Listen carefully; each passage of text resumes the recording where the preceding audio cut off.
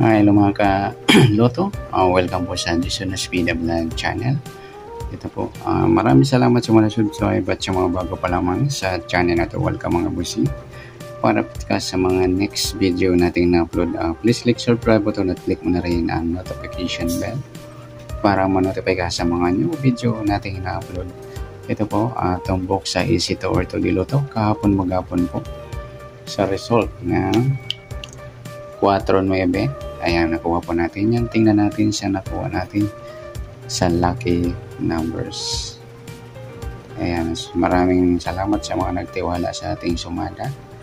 Okay, alamin natin yung sinumada kahapon ng November 20, 2023. Kung paano natin nakuha. Okay, sa buwan ng November labing isang bilang sa kalendaryo at yung taon, simplify natin 20 plus 2 plus 3 equals 25. Pa-plus po natin yung 11 at saka 21 plus 0, 1 plus 2, 31.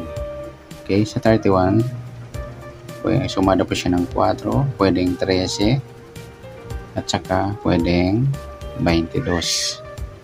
At sa 25, plus natin para may pares, 20 plus 25, 5 plus 0, 5, 2 plus 2, 4. Ayan, sumobra ng 31, 1 to 31 naman po yung easy to or to diluto.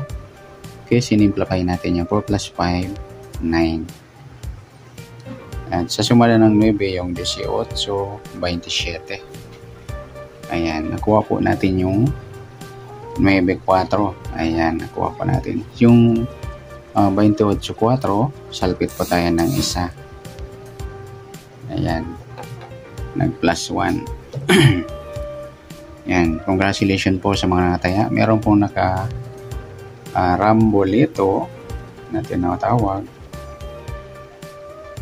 Ayan, may nakataya po dyan. Magkano yung Rambolito? 1.5 ba mga lodi? 1.5k. Sa street, ayan, marami nakataya ng street. 4,000 ba? 4k. Ayan, salamat sa sharing sa mga nagbigay. Ayan, maraming salamat. At yan, continue tayo lang po tayo ng konti mga lodi. Ayan. Sa mga di po tumama, ayan, better luck next time. Sa sinumada ko na po ngayong tayo ng November 21. And all draw tayaan po yun. Pili po kayo doon sa lucky numbers, sumada pizza, o sa sinumada natin ng formula. Ayan. Congrats at maraming salamat. Palike na rin po ng video nito. Good luck.